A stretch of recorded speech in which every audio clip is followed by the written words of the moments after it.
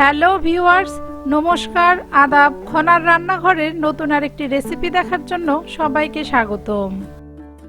আজকে আমি আপনাদের সাথে খুব সহজভাবে চাইনিজ ভেজিটেবল রেসিপিটা শেয়ার করব।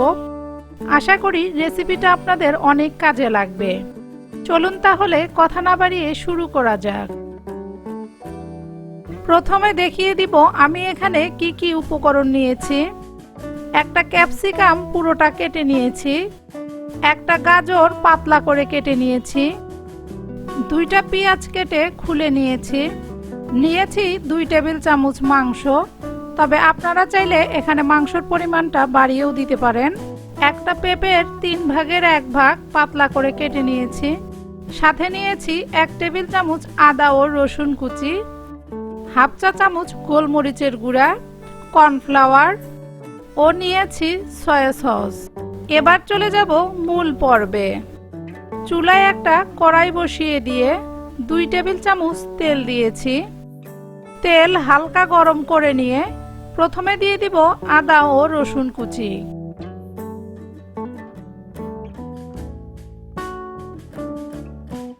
আদা ও রসুন একসাথে একটু ভেজে নিব।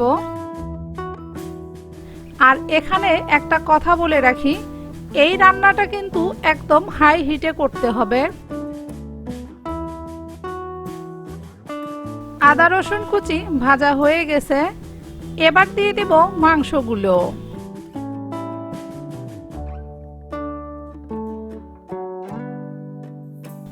আদা ও রসুন কুচির সাথে মাংসটা ভালোভাবে ভেজে নিব। মাংসটা ভালোভাবে ভাজা না হলে কিন্তু কাঁচা একটা গন্ধ থেকে যেতে পারে, তাই এটাকে একটু ভালোভাবে ভেজে নিতে হবে। মাংসগুলো ভালোভাবে ভাজা হয়ে গেছে, এবার বাকি উপকরণগুলো দিয়ে দিব।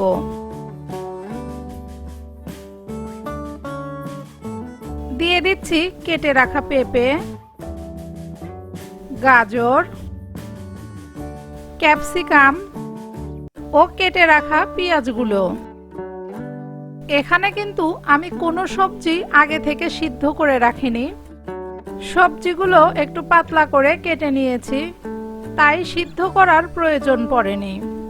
তবে আপনারা চাইলে এগুলো সিদ্ধ করেও রান্না করতে পারেন। সবগুলো সবজি একসাথে মিশিয়ে নিয়ে এবার দিয়ে দিচ্ছি জল। যেহেতু আমি সবজিগুলো আগে সিদ্ধ করে নেইনি, তাই আমি এখানে 3 কাপ পরিমাণে জল দিয়ে দিচ্ছি।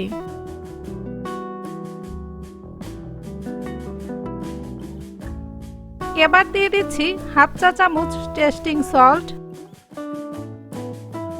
1 টেবিল চামচ সয়া সস ও হাফ চা চামচ গোলমরিচের গুঁড়া। আপনাদের কাছে যদি সাদা গোলমরিচের গুঁড়া থাকে ওটা দেওয়ারই চেষ্টা করবেন, তাহলে সবজির কালারটা নষ্ট হবে না। এবার সবজিগুলো হাই হিটে 1 থেকে 2 মিনিট সিদ্ধ করে নিতে হবে।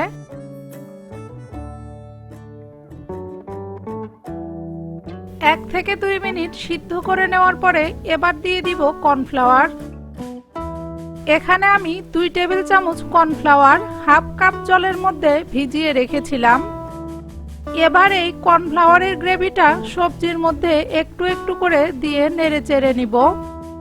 একবারে দিলে কিন্তু সবজির গ্রেভিটা একটু বেশি হয়ে যেতে পারে, তাই অল্প অল্প করে মিশিয়ে নিয়ে আপনি দেখে নেবেন আপনার গ্রেভিটা কতটুকু প্রয়োজন।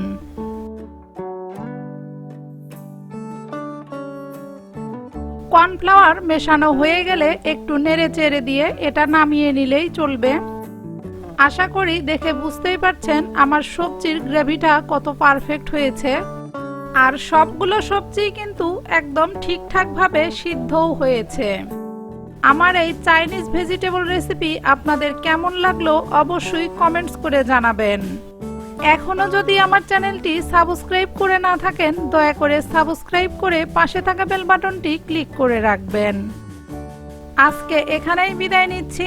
ভিডিওটা দেখার জন্য অসংখ্য ধন্যবাদ।